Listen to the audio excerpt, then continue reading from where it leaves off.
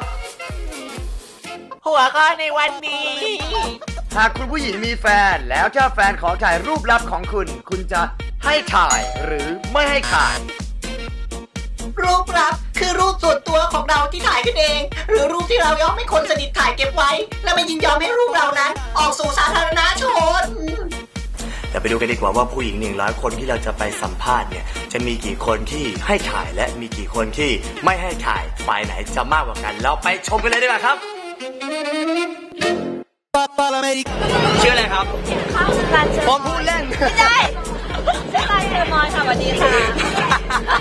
แฟนพี่ขอถ่ายรูปลับกับพี่จะคิดยังไงรูปลับในความหมายนี่คือได้ตั้งแต่ดูได้เลยเดี๋ยวยกสักคะแนนนี่แหละรับต่อไหมอ่ะที่ว่าแย่แล้วล่ะพี่คงมองคนในแง่ลบเลยอ่ะไม่ต่อให้มันรักกันมากมายขนาดไหนแต่ว่าสิ่งหนึ่งที่เราคนเราคบกันมันควรให้เกียรติซึ่งกันและกันใช่เป็นแฟนดีๆก็ไม่ควรทำอย่างนี้หนูแค่ไม่ชอบอะค่ะพี่พาจ้างเลยโอ้ท่านมีค่าจ้างให้ถ่ายถ้าแฟนเลี้ยงดีให้ถ่ายแง่ว่าไม่ให้ถ่ายใช่ไหมขอยังไงก็ไม่ให้ไหมครับไม่ให้เหมือนกันคบมานานแล้วก็ไม่ให้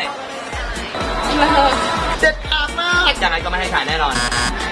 ไม่ให้ถ่ายไม่ให้ค่ะก็ดูเฉยๆไม่ต้องถ่ายสิโอ้อยากดูให้ดูเลยไม่ต้องถ่ายแต่ยินดีให้ดูคิดนะว่าเพื่อจะขอเขาแลกขนาดเวลามันคือได้สองแบบนะคะพอหนูว่าเซ็กซี่เมื่อกี้เขาไม่ขอถ่ายหรอกแต่งงานก่อนไม่ถ่ายจะให้ถ่ายไหมไม่ถ่ายค่ะโดนพี่สาวคิดว่าลามก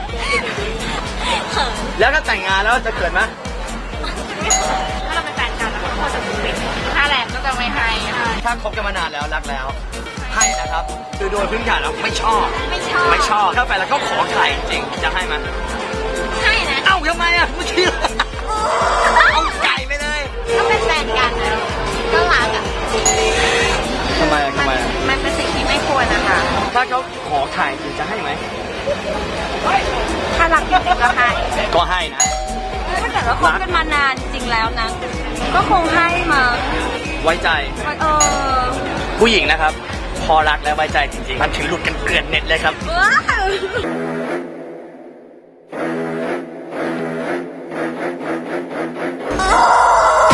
เรามาจากรายการ We Are So ครับถ้าเขาขอถ่ายจริงๆจะให้ถ่ายไหมไม่ให้ถ่ายครับไปถ่ายตัวเองก็ได้มั้งชื่ออะไรครับชื่อฟ้าค่ะถ้าไม่แต่งงานก็แบบไม่มีความไว้ใจอยู่แล้วแต่ถ้าแต่งงานแล้วก็ยอมอาจจะไม่ยอมอาจจะแบบปัญญาอ่อนอะไรเงี้ยปัญญาอ่อนนะไร้สาระปัญญาอ่อนแบบไม่เอาถ่ายมาฝากสวัสดีลุงชูวิทย์ด้วยครับต้องดูก่อนว่าเขาถ่ายส่วนบนหรือส่วนล่างเลยบนหรือล่างไม่ให้เพราะอะไรอ่ะเห็นทุกวันจะให้ทำไมล่ะไม่มีอะไรจะเสียแล้วเอาไก่ไปตัวหนึ่งไม่ดีกว่าแค่นั้นก็พอแล้วถ้าชอบนั้นไม่ถ่ายแต่แค่ยังอื่นไม่ให้ถ่ายอ๋อโอเคถ้าเป็นเพิ่มเนี่ยได้2คนขอถ่ายภาพแล้วของคนคุณจะยอมไหมคะเขาคงเป็นคนที่น่าตื่นเต้นเราแบบว่าสนิทนิดนึงโอเคชอบด้วยนะเขาชอบความตื่นเต้นกับสนิทใช่มีอะไรตื่นเต้นในชีวิตไงก็ได้สุขีชัดเจนสิทธิสตรีนะสิทธิสตรีก็ได้แบบจริงอาจจะไม่ให้ถ่ายแต่แบบถ่ายเล่นก็ไม่แน่ได้โอเคก็อารมณ์แบบว่าไว้ใจกันละเก็บไปดูคนเดียวไม่ได้คนนั้นไหนๆก็ถ่ายแล้วอ่ะไม่เก็บคู่ไปเลยคิดยังไงก็ไม่ถ่ายนะไม่ถ่ายเพราะอะไรครับ ของสวยๆเวลาไป ให้ถ่ายแล้วขอถ่ายแฟนกลับด้วย ถ้าเกิดแฟนเขาขอเก็บไปดูคนเดียวได้ไหม ไม่ได้ ต้องดูคน คนดูเสร็จแล้วก็ต้องลบนะ เอ้าดูแต่ต้องลบไปเลยทำไมอ่ะ คนลบ จะให้ถ่ายไหม ไม่ถ่ายก็เห็นกันอยู่บ่อยๆแล้วก็ไม่ให้ถ่ายอ่ะ เพราะอะไรเพราะอะไร ก็แบบก็อย่างที่บอกไงมันถ้าเกิดมันออกสื่อคือจริงๆแล้วทุกวันนี้แบบกลัว เซเลบริตี้ ไม่ถ่ายอ่ะ เพราะอะไรครับเธอรู้อะไรบ้าง ไม่ดีมั้งคะเลิกค่ะ เลิกเลยเหรอโหดมากเธอชื่ออะไรจ๊ะ น้องเซียค่ะเยสเซอร์ แฟนของน้องตองขอถ่ายรูปลับน้องน้องจะคิดยังไงกับแฟน หนูคิดว่าแฟนอาจจะรักเรา ก็บอกแฟนว่าเราขอเป็นโมดิฟายก่อนได้ไหม คุณจะคิดยังไงกับแฟนคุณ เสียวก่อนอันดับแรกไง เสียอะไรครับแฟนของคุณขอถ่ายรูปลับของคุณ คุณจะคิดยังไง รูปโป๊ใช่ปะ รูปลับ ก็ให้ถ่ายดิก็เซ็กซี่ดีตื่นเต้นดีชอบ ให้ถ่ายไหมครับ ให้ คนนี้ผมรู้แล้วว่าให้ ให้ค่ะมันจะถ่ายทำไมคะเขาเห็นทุกวันอยู่แล้ว อ้าว ไม่มีอะไรให้ถ่าย เพราะว่ามีเยอะไปเลยไม่ให้ถ่าย หัวนมดำ ถ่ายกูชอบ และแล้วก็มาถึงผลโหวตรวมกันแล้วนะครับว่าผู้หญิง100 คนที่เราได้ไปสัมภาษณ์กันมาเนี่ยจะมีกี่คนที่ให้ถ่ายและไม่ให้ถ่าย และฝ่ายไหนจะมากกว่ากันแล้วไปดูกันเลยครับ ผลสรุปของหัวข้อในวันนี้ จากผู้หญิงที่ดูดี 100 คน 29 ต่อ 71 ผู้ชนะคือเด